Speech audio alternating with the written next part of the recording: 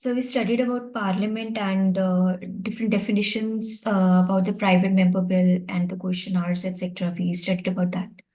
Okay, fine. So today we'll continue with that. There are different, with respect to the passage of bills, there are certain stages. So let's study them. Let's study the legislative procedure.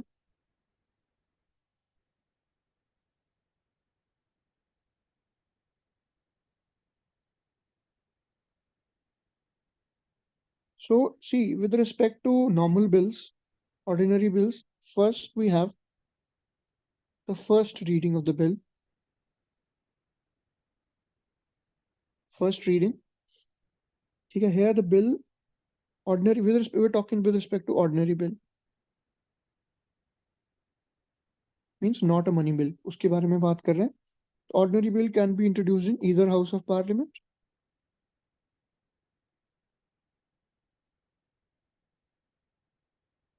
Either house of parliament. ठीक है. By either a minister or a private member.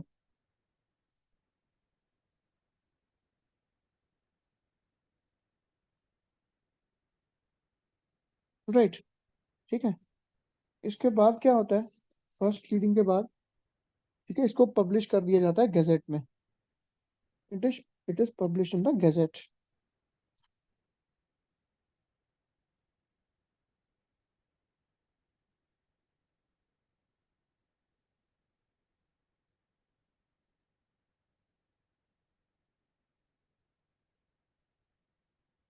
All right.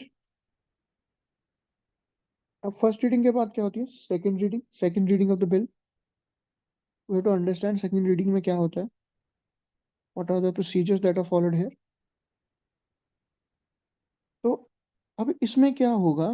Bill की general plus detailed scrutiny होती है.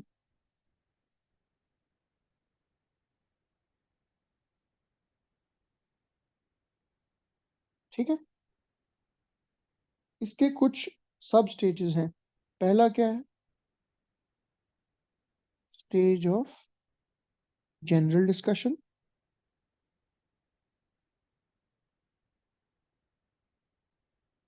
ठीक है. इसमें generally bill को discuss किया जाता है. ठीक है.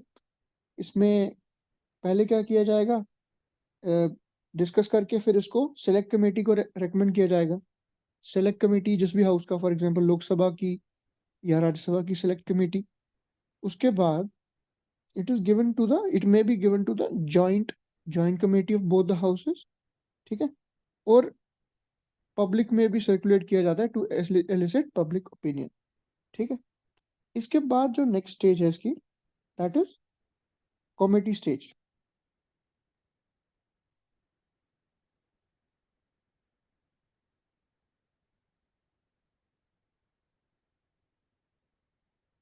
ठीक है.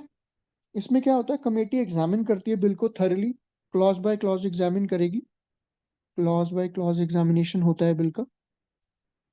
ठीक है. It examines its clause by clause. And कुछ अमेंडमेंट्स भी करनी हो वो भी कर लेती है. Amendments can be done. It can be amended but without क्या? Without altering the key principles of the bill. मतलब जो आइडिया है, जो बिल का द अंडरलाइंग प्रिंसिपल है, उसको अमेंड नहीं करना है. ठीक है. जो नेक्स्ट स्टेज है इसकी, that is the consideration stage.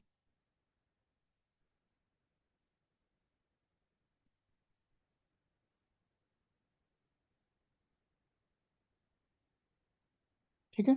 इसमें क्या होता है? जो हाउस को बिल वापस आएगा ना सिलेक्ट कमेटी से, ठीक है, सिलेक्ट कमेटी से वापस आएगा बिल, तो यहाँ पे डिस्कशन होती है उसकी and it is voted upon. ठीक है. मेंबर्स क्या कर सकते हैं? अमेंडमेंट को एक्सेप्ट भी कर सकते हैं, रिजेक्ट भी कर सकते हैं. इसके बाद जो third reading of the bill आएगा, थर्ड रीडिंग.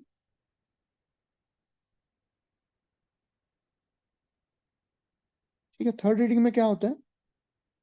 हम amendments, there no amendments can be made in this stage. no amendments can be proposed. ठीक है, तो अगर majority of the house they agree to it, the bill is considered passed, and similar procedure is adopted in the second house. Bill goes to the second house. For example, ये 3 stages होगी राज्यसभा में, फिर लोकसभा में जाएगा. तो जब दोनों ने assent दे दिया तो this will go to the president. अगर कुछ issue आ गया तो joint sitting भी होगी. तो ये आ गया, bill goes to second house and then it goes to the assent of the president.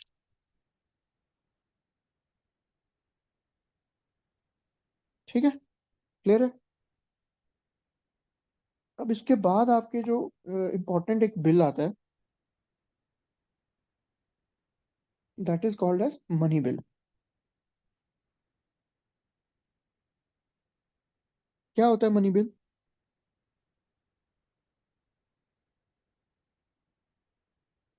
Article 110 110 of the constitution, it deals with money bills. ठीक है, इसमें कौन कौन से प्रोविजंस आते हैं? पहला क्या हो गया? इम्पोजिशन, एबोलिशन, रिमिशन, ऑल्टरेशन और रेगुलेशन ऑफ टैक्स. ये इसमें फर्स्ट क्लॉज आ गया.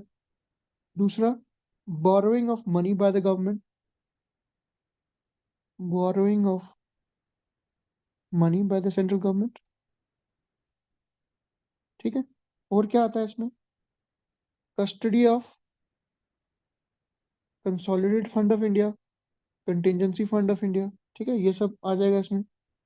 फिर appropriation of money, appropriation of money out of CFI, consolidated fund of India से पैसा निकालना है जो कंसोलिडेटेड फंड ऑफ इंडिया से, वो भी इसके अंडर आ जाएगा. ठीक है, तो ये सब चीजें आ जाएगी. बाकी और भी जो एक्सपेंडिचर है, जो चार्ज है, सारा ये मनी बिल की कंपोजिशन में आता है. और कौन सर्टिफाई करता है? Speaker. Speaker certifies a bill as a money bill.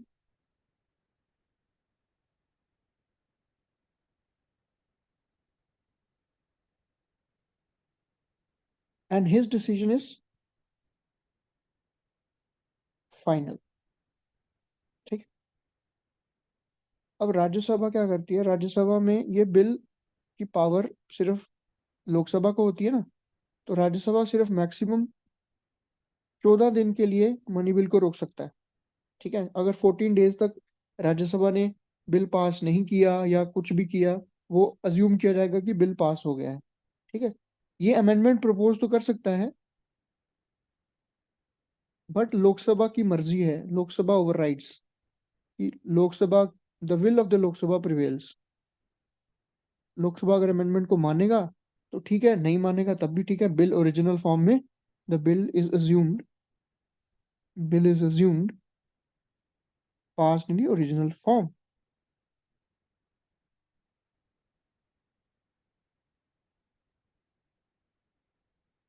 All right, तो ये आपका थोड़ा सा इसका ये है. क्लियर है? कोई डाउट है मनी बिल में?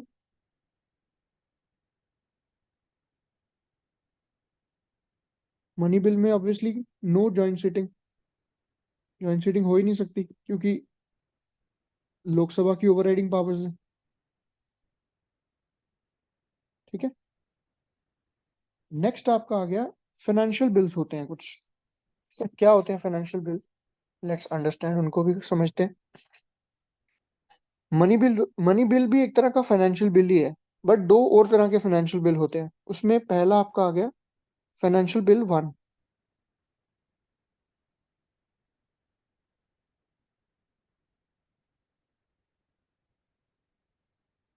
इसका आर्टिकल किसी को पता है?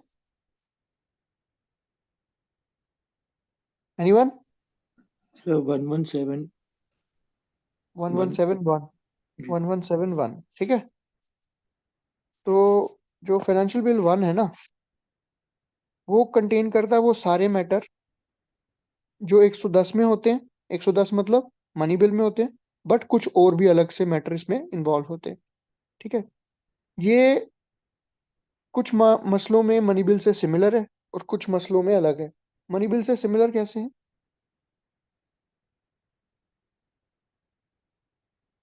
पहला कि both of them can be introduced in only Lok Sabha, can be introduced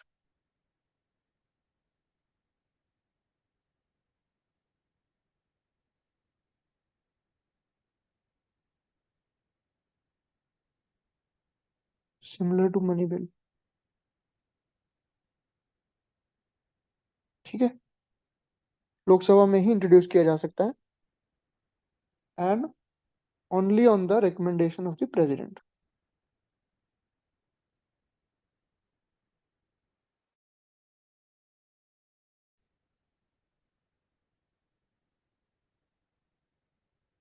alright,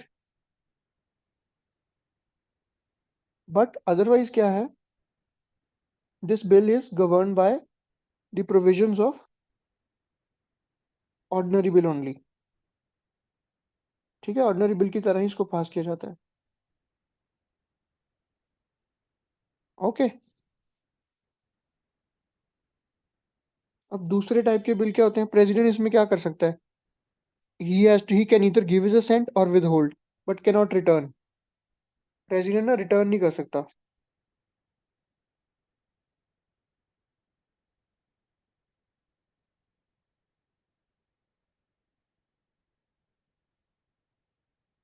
क्योंकि प्रेसिडेंट के असेंट के साथ ही आया ये, तो या तो वो पास करेगा, असेंट दे देगा, या विद होल्ड कर लेगा। अब और एक और तरह के बिल्स होते हैं financial bills, they are financial bills two, they come under 117(3), article 117(3), ठीक है। तो these bills they contain provisions involving expenditure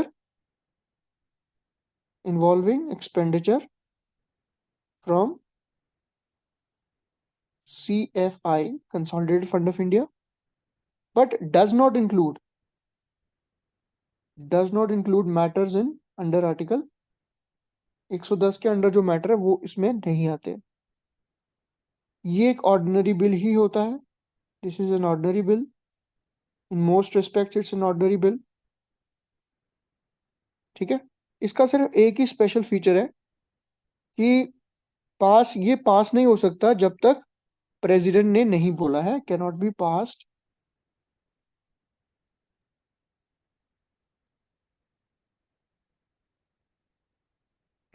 passed ठीक है, unless president has recommended, unless recommended by the president,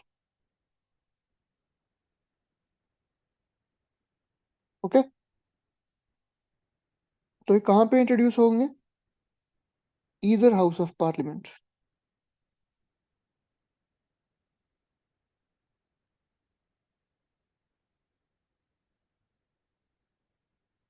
either house of the parliament, ठीक है, clear है।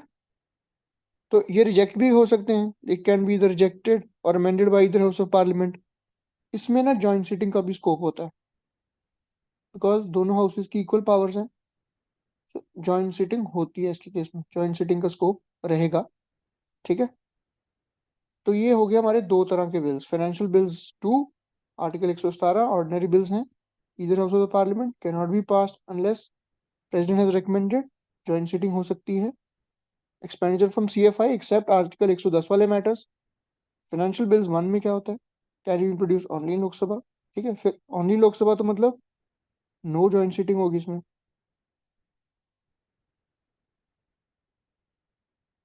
ठीक है, क्लियर।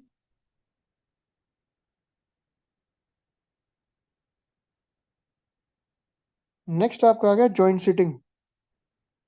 जॉइंट सिटिंग आपको पता है कब होती है, जब किसी भी दोनों हाउसेज में डिसएग्रीमेंट होगा तो जॉइंट सिटिंग होगी। जॉइंट सिटिंग बुलाएगा कौन, प्रेसिडेंट, प्रिजाइड ओवर कौन करेगा, स्पीकर, ठीक है, speaker presides over the joint sitting.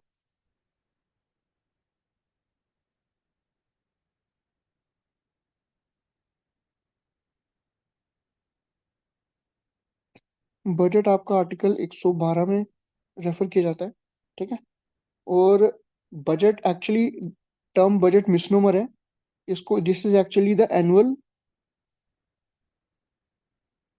Annual financial statement. This is actually the annual financial statement. 1921 में एक ऑकवर्थ कमेटी आई थी. It separated railway and general budget, but 2017 में वापस से उसको मर्ज कर दिया गया, रेलवे और उसको बजट को एक साथ मर्ज कर दिया गया. ठीक है. एक आपका होता है चार्ज एक्सपेंडिचर. चार्ज एक्सपेंडिचर तो ये ना नॉन वोटेबल होता है, not votable by the parliament. मतलब ये जैसे salaries of president, salaries allowances of Rajya Sabha, फिर लोकसभा का speaker, supreme court, high court जजेस, पेंशन्स ऑफ हाई कोर्ट जजेस, ये सारे प्रोविजंस ना चार्ज होते हैं. चार्ज का मतलब ये वोट नहीं किए जा सकते, ये आर फिक्स. और दूसरा एक एक्सपेंडिचर होता है expenditure made. This is votable, this can be reduced. मतलब ये पार्लियामेंट वोट करेगी तो तभी ये अप्रूव होगा. ठीक है.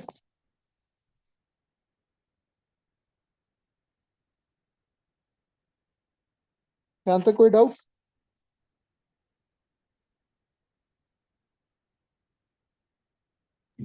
Sir. हाँ जी बोलिए. Sir, I just wanted to get a practical understanding of this. We studied about how the ordinary bills are getting passed, right? So, the hit and run law, which is in news now, so that bill also would have been like कौन सा वाला? Which one?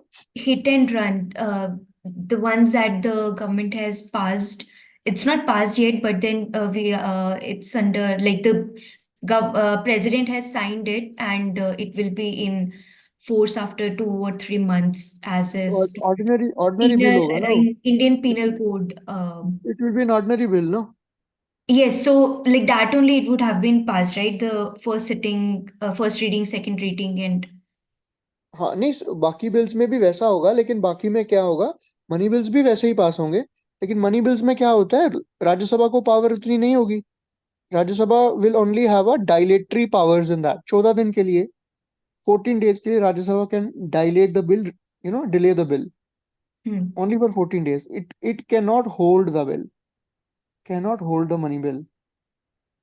Money bill की power आपको लोकसभा के पास ही दी है. ठीक है. राज्यसभा के पास only dilate. Rajya Sabha has no power. Lok Sabha has the superseding power. क्योंकि बिल लोकसभा से राज्यसभा गया जब बिल, तो कुछ अमेंडमेंट्स पुश कर दी राज्यसभा ने. Rajya Sabha proposes a few amendments, but Lok Sabha can deny those amendments. It can deny those amendments. और अगर राज्यसभा ने कुछ नहीं किया, कोई एक्शन भी नहीं लिया, उस केस में भी क्या होगा, वो ओरिजिनल मैनर में मान लिया जाएगा कि प्रूव हो गया. मतलब it has been pass by both houses after 14 days. अगर 14 दिन तक कोई एक्शन नहीं लिया गया तो it is assumed to have been passed. ठीक है. yeah. Anything else? No, sir, thank you. Okay. Budget making की कुछ स्टेजेस हैं. We will just list down the stages of the budget. ज्यादा डिटेल में यहाँ जाने का स्कोप नहीं है हमारे पास, तो we will just list down what are the stages of present passage of budget. पहला क्या है? Presentation of the budget. ठीक है. First is presentation of the budget. Next we have general discussion.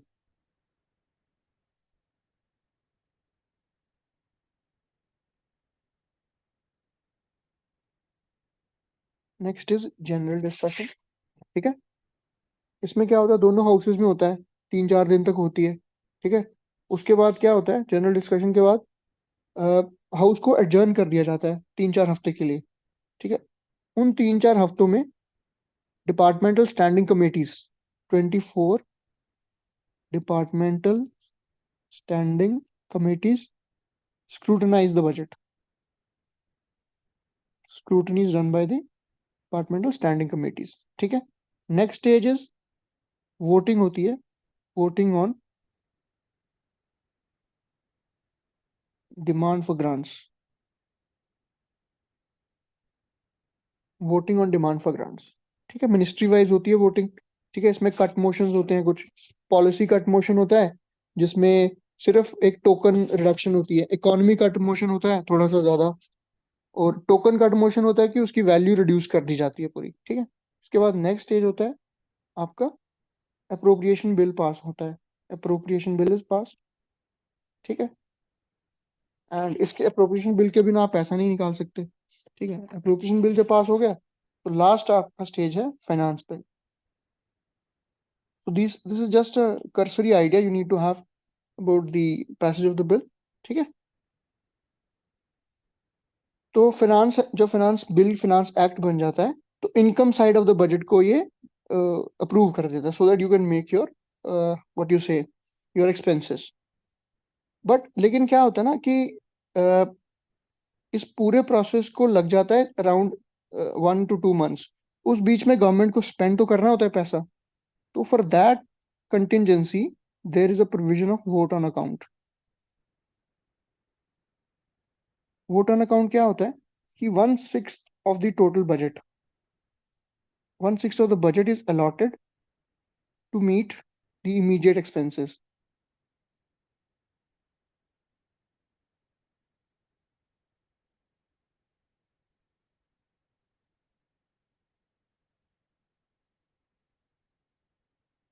ठीक है, इमीडिएट एक्सपेंसेस को meet करने के लिए इट इज गिवन।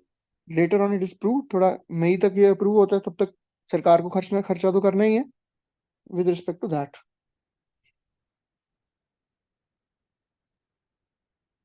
ठीक है, नेक्स्ट आपका आ गया, आपका हमने पहले पढ़ा था कि consolidated fund of India, CFI। इसका आर्टिकल है 266।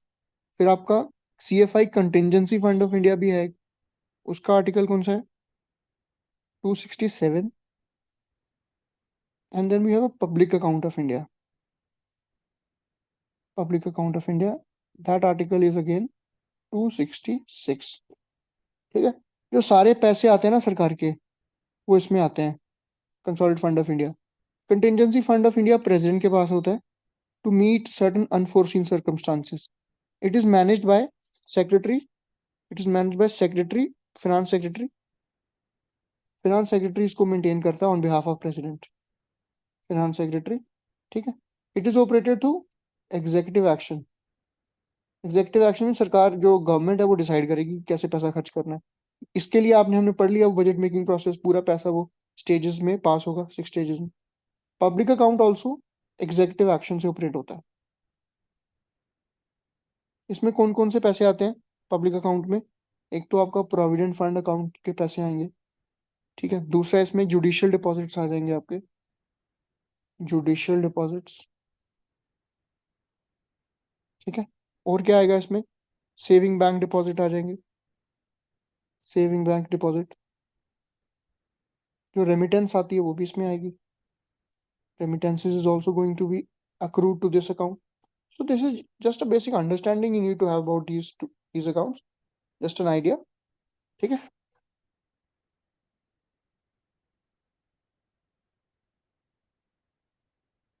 क्लियर है यहाँ तक? Yes, sir. So in certain cases what happens, the parliament assumes the role of the state. तो parliament taking over state legislature, parliament control over state legislature, ये कब होता है? Let's try to understand that. First इसमें एक case है when Rajya Sabha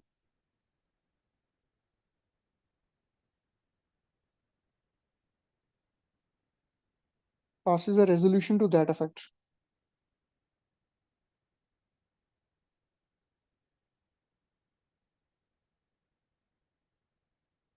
ठीक है, राज्यसभा कोई रेजोल्यूशन पास करेगी तो it gives the power to the parliament to enact a bill on the state list subjects.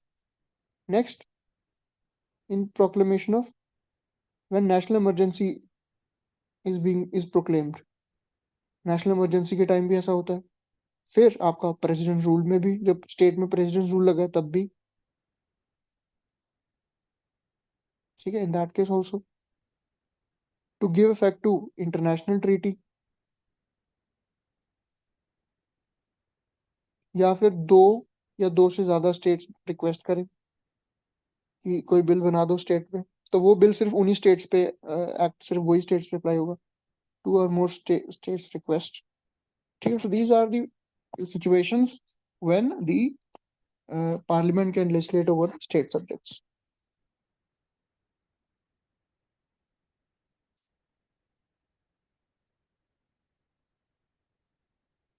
All clear?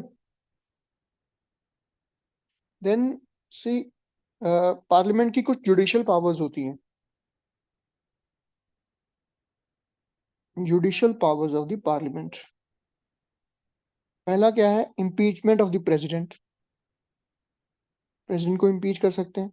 हमने पढ़ा था कि 2/3 मेजोरिटी, वो सब हमने पढ़ा था प्रेसिडेंट के केस में।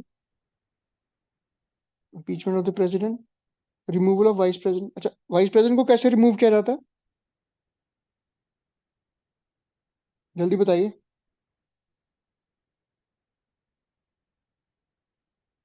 Tell me this, removal of vice president. Sir resolution pass कर कर। कौन करेगा रेजोल्यूशन पास?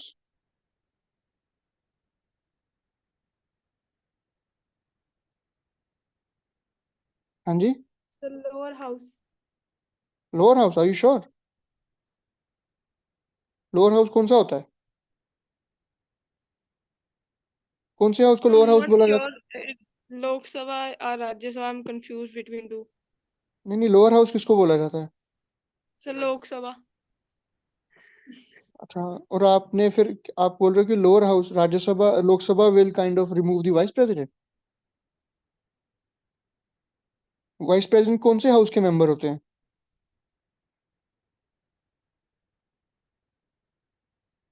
बताइए। Vice president is a member of which house?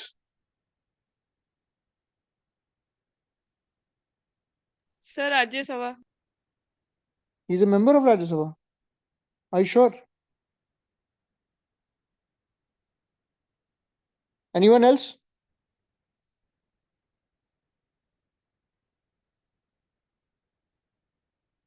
इतना सन्नाटा क्यों है भाई? जवाब दीजिए। Sir, vice Vice president President is the is a ex member officio of, chairman. Mhm. he's the, I'm asking, he's a member of which house? Answer the question. Don't beat about the bush. Sir, he is the member of Rajya Sabha only if he is the chairman of the. Okay, anyone else?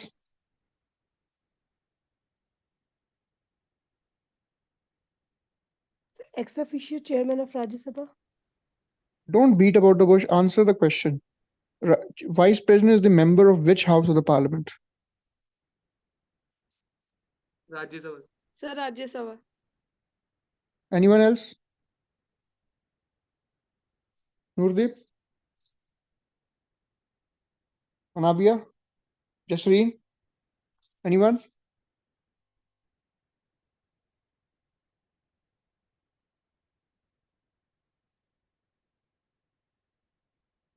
Speak up, guys.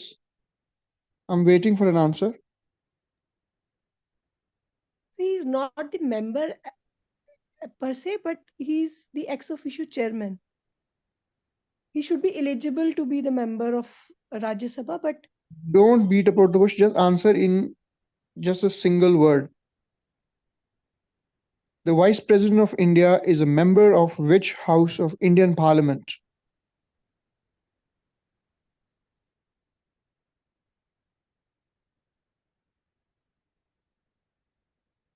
No one?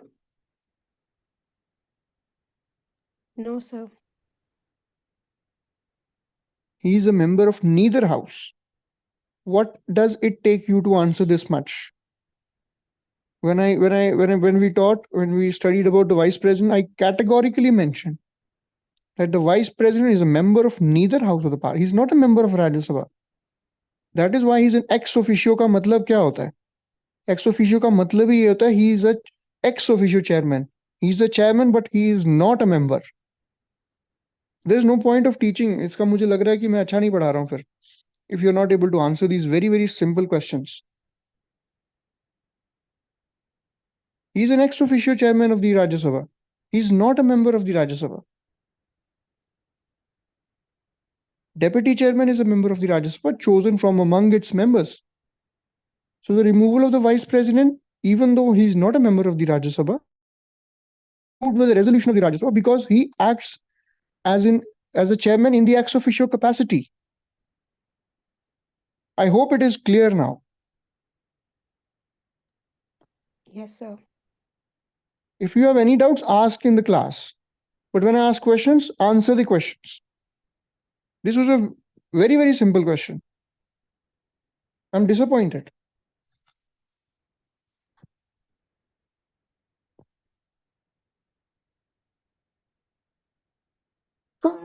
Sorry. फायदा क्या है मेरे को यहाँ अपना गला फाड़ने से? आप लोग पढ़ ही नहीं रहे हैं तो I might as well stop the classes in that case.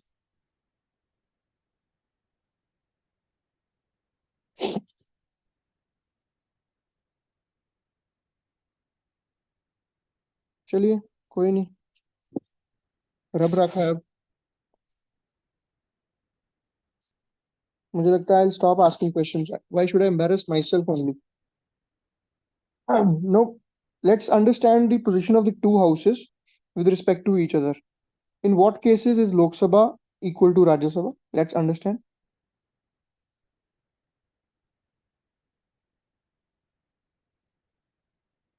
Equality with respect to Lok Sabha and Rajya Sabha. In which scenario they both are equal? Pehla, with respect to passage of ordinary bills, then constitutional amendment bills, ठीक है, ordinary bills, constitutional amendment bills, then introduction of financial bills, ठीक है, अभी हमने just पढ़ा है introduction of financial bills 1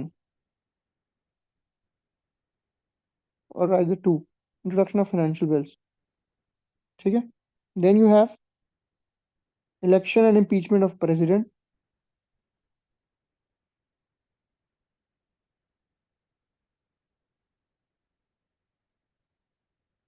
ठीक है, election and removal of vice president, ठीक है, next recommendation to the president for the removal of chief justice, ये दोनों के पास equal power है, so removal of CGI and other judges of the Supreme Court and High Court, ठीक है, then emergencies की proclamation of emergencies, उस case में भी they have equal powers, ठीक है, and increasing the jurisdiction of Supreme Court and High Court. These are the cases where both the houses have equal powers, ठीक है। Next आ गया unequal status, कहाँ पे लोकसभा के पास ज्यादा पावर्स है, ठीक है, लोकसभा, ठीक है, हैविंग ग्रेटर पावर्स कहाँ कहाँ पे? फर्स्ट, मनी बिल के विद रिस्पेक्ट, ठीक है, मनी बिल्स जितने भी पास करने, मनी बिल्स के सारे कॉन्सेप्ट में इट हैज, ठीक है, ओवरराइडिंग पावर्स, ठीक है। फिर आपका फाइनेंशियल बिल,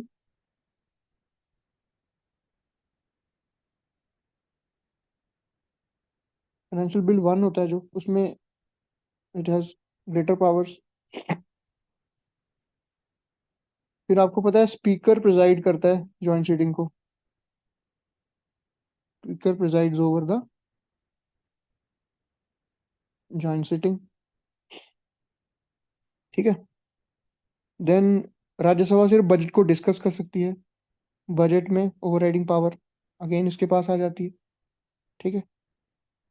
जो नेशनल इमरजेंसी को डिसकंटिन्यू करना होता है, national emergency discontinuation is done by the Lok Sabha, उसमें राज्यसभा का रोल है ही नहीं है, ठीक है। और राज्यसभा के मंत्रियों को कर सकती नो कॉन्फिडेंस मोशन, वो भी सिर्फ लोकसभा में ही पास हो सकता है, नो कॉन्फिडेंस मोशन। अब ना राज्यसभा के पास ना दो बड़ी स्पेशल पावर्स होती हैं। कौन सी पावर्स हैं? Special powers of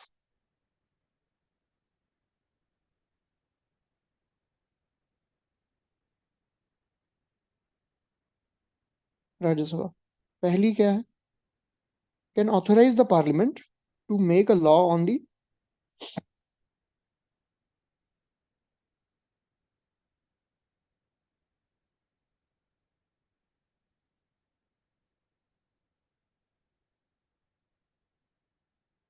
parliament to make a law on state subject, article 249। तो पार्लियामेंट को ऑथराइज कर सकती है कि स्टेट सब्जेक्ट पे it can make a law. Next, authorise the parliament to create all India service,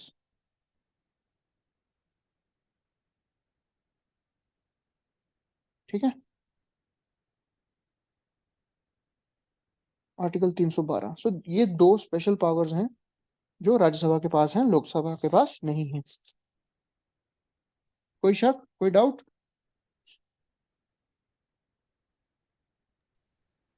Sir, in all India services, what are the services which are being considered in article?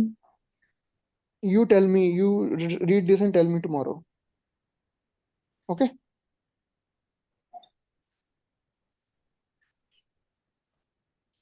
I will ask this tomorrow. Parliamentary committees.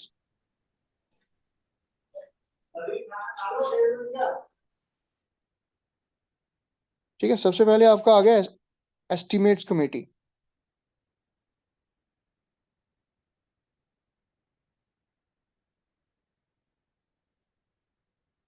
ठीक है, इसमें सिर्फ लोकसभा के members होते हैं, only Lok Sabha.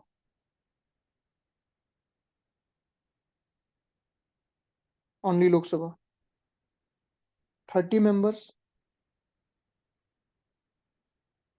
ठीक है। कब इसका ओरिजिन हुआ? 1921 में, 1921।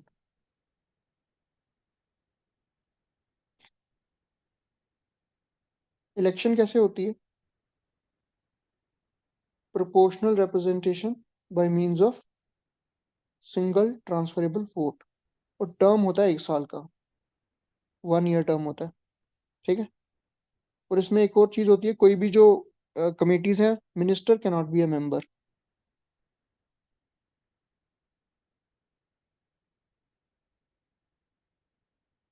आयुषी, आप बताइए कौन सी होती है all India services? Try to tell me, try to think out, सोच के बताइए। So UPSC. UPSC is not an all India service, it is an institution. It is a constitutional body, it is a central recruiting body which recruits people for service in different departments of the government of India. Anyone else can tell me which are the all India services?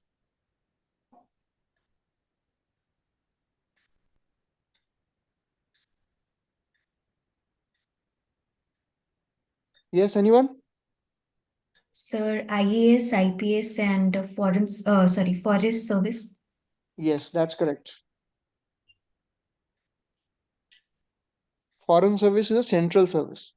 So all India services are those services which are which basically cater to both center and states. They have we have cadres. We have IAS, it has a cadre. They serve all over the country. Okay, like that. Next आपकी committee आ गई public accounts committee. Public accounts committee, ठीक है, setup in again 1921, ठीक है। कितने members होते हैं इसके? 22 members, 15 from the Lok Sabha and 7 from Rajya Sabha. बाकी क्लॉजेस सेम है, minister can not be a member, 1 साल का टर्म होता है, बाकी सब सेम है, ठीक। After that you have next committee आपकी कमेटी ऑन पब्लिक अंडरटेकिंग्स।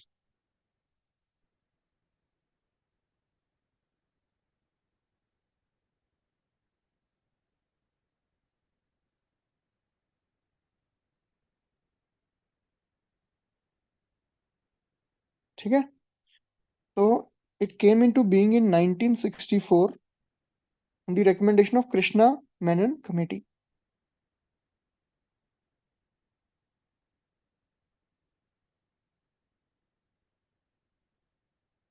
ठीक है, इसके कितने मेंबर्स होते हैं? 15 मेंबर होते थे पहले, 10 + 5, ठीक है।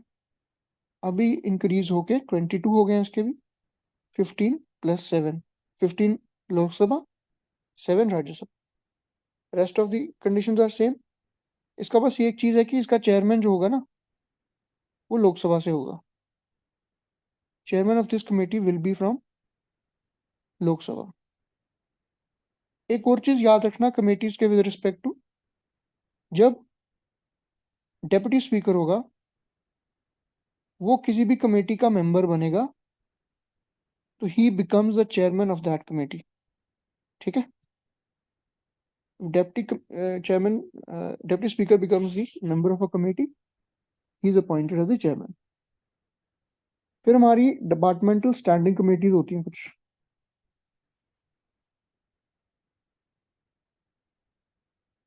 ट्वेंटी फोर होती हैं, ठीक है, 24 कमेटीज।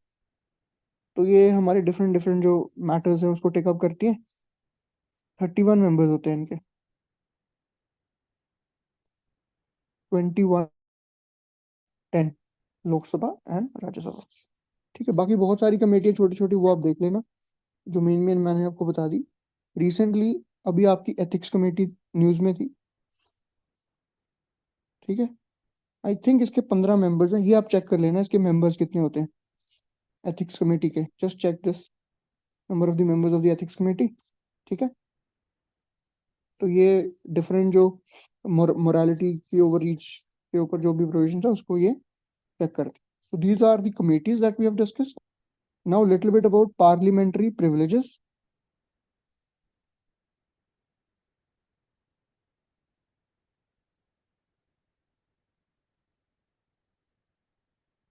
पार्लियामेंट्री प्रिविलेजेस कौन सा आर्टिकल होता है? Article 105।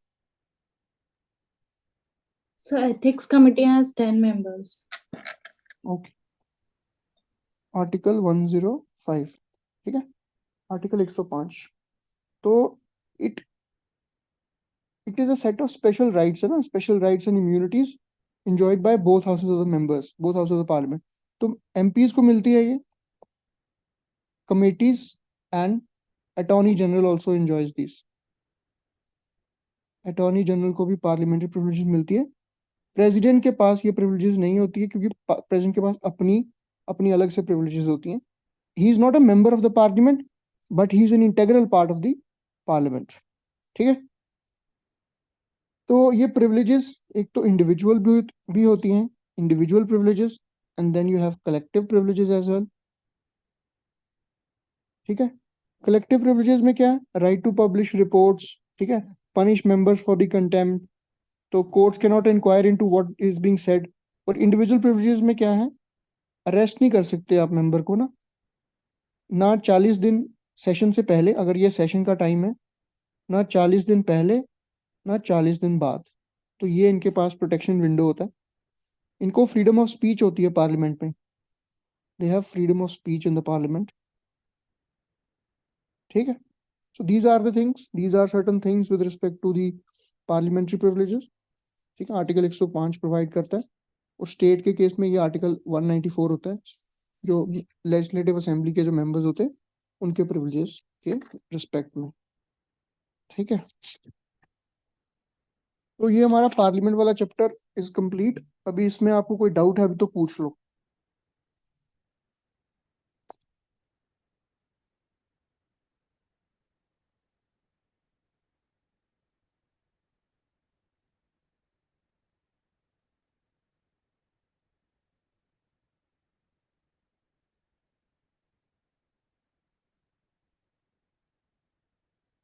Yes, any doubts?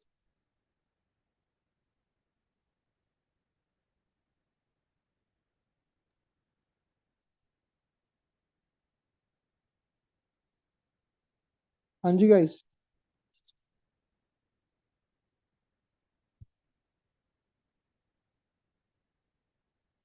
All clear? Yes, sir. Breakfast नहीं किया क्या आप लोगों ने आज? Yes, sir. Yes, sir. Sir, I have a doubt, sir. So do you need a second invitation? Ask. Sir, particularly in this parliamentary privileges topic, are there any limitations on the restriction of the exercise of these kind of privileges during the conflict? How these privileges are differing, you know, other constitutional provisions related? Sir, are there any limitations on these? किस तरह की limitations आप पूछ रहे हैं?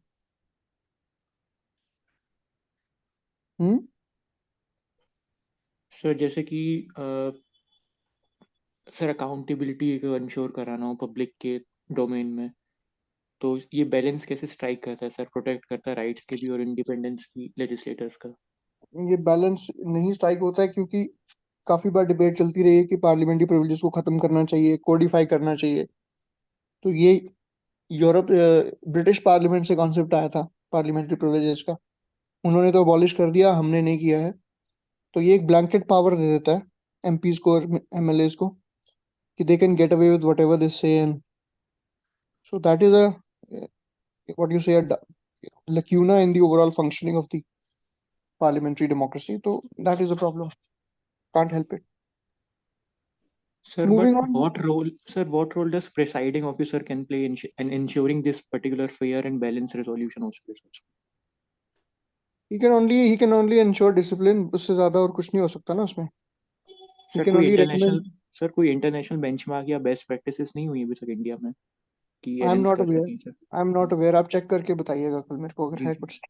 ठीक है. चलिए we'll moving on to the state legislature. Article 168 to 212. ठीक है. It provides for state legislature के with respect to जो भी provisions हैं. ठीक है. तो आपको पता है 1956 स्टेट रीऑर्गेनाइजेशन एक्ट हुआ था. ठीक है. जिसमें हमारे जो स्टेट्स का फिर से रीऑर्गेनाइजेशन हुआ, कितनी स्टेट्स बनी वो सब हम पढ़ चुके हैं पहले ही. ठीक है. उसके बाद स्ट्रेंथ क्या होती है स्टेट असेंबली की? हर स्टेट में काउंसिल नहीं है, सिर्फ 5 6 स्टेट्स में काउंसिल है. ठीक है. अब असेंबली की स्ट्रेंथ मैक्सिमम जो फिक्स्ड है ना, assembly is through direct election होती है लोगों की. जो एमएलए आते हैं इनकी डायरेक्ट इलेक्शन होती है. तो मैक्स स्ट्रेंथ होनी चाहिए 500. ठीक है. Maximum strength of the assembly is 500 and minimum is 60. So this is the maximum minimum limit. This can be asked in the question. But कुछ certain states के केस में ये नंबर थोड़ा थोड़ा अलग है. जैसे अरुणाचल के केस में this number is कितना 30.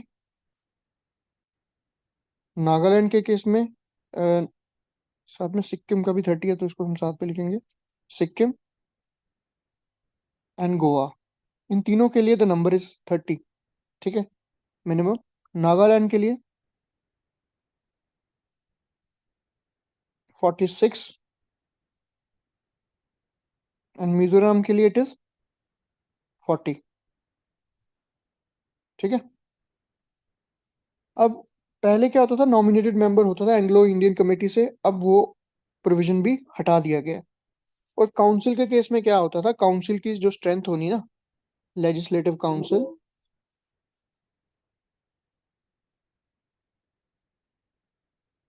Legislative council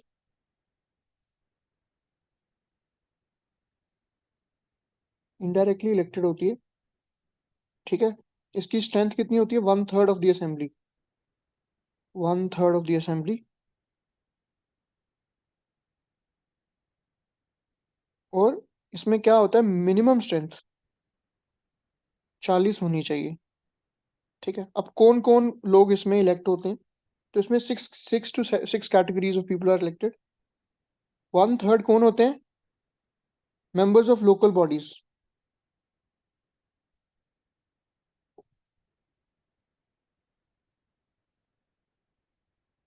another 1/3 by members of assembly, state assembly. Then 1/12 कौन होंगे? ग्रेजुएट्स, ठीक है, 3 साल तक कोर्स होना चाहिए उनका। और 1/12 होते हैं टीचर्स। और अनदर 1/6 जो बच जाते हैं ना, ये मिला के हो गया आपका 5/6। जो अनदर 1/6 होगा that will be nominated by the governor, nominated by governor, ठीक है। इसमें हमने पढ़ा था कि जो राज्यसभा में नॉमिनेटेड होते थे वो literature, art, science and social service. इसमें ना एक एक्स्ट्रा ऐड कर दो, cooperative movement.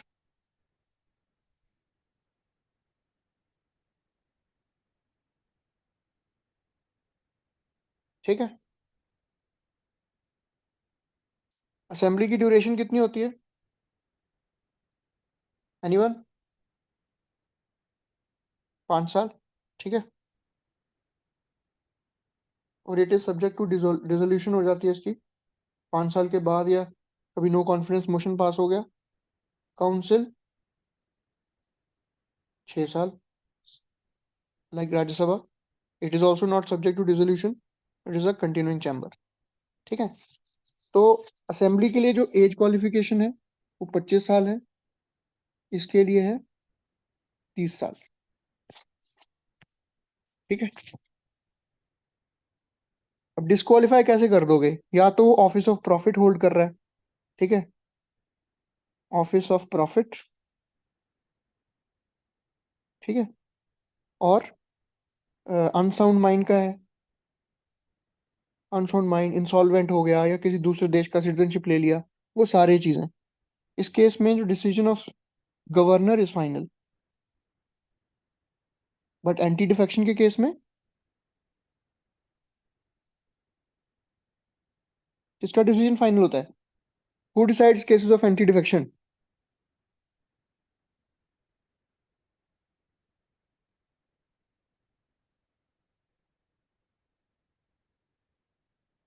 Who decides the cases of anti defection?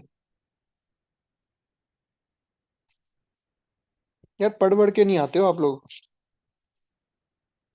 इधर उधर छलांगे ज्यादा मारते हो, जो मेन पढ़ाया वो तो पढ़ के ही नहीं आते। Who decides the case of anti defection in state assembly?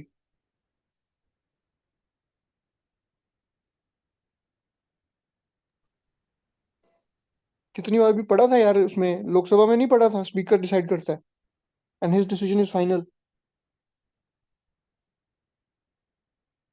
Disappointing.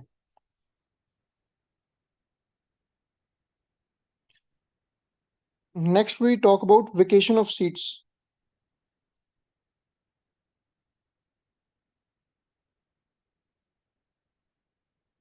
कि डबल मेंबरशिप हो जाती है तब क्या होता है? तो अगर कोई इंसान, अगर कोई बंदा दोनों हाउसेज में इलेक्ट हो जाए, ठीक है, बोथ हाउसेज, तो उसकी सीट ना, if he has a membership of both houses, तो वन हाउस